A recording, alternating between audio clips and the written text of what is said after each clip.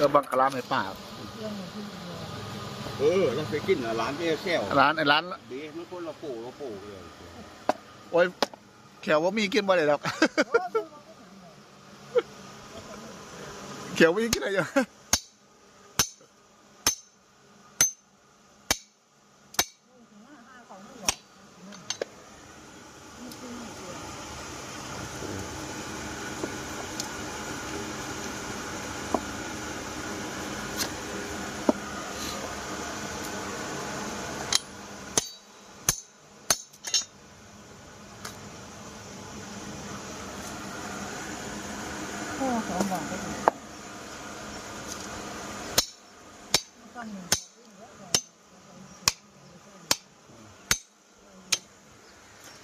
บรรยากาศตอนเช้า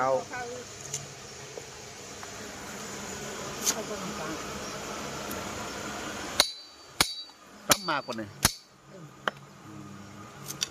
ตั้มแล้วก็เคี่ยวเนาะแต่ก่อนบ่ได้ตั้มเลยเนาะแต่ก่อนเนาะ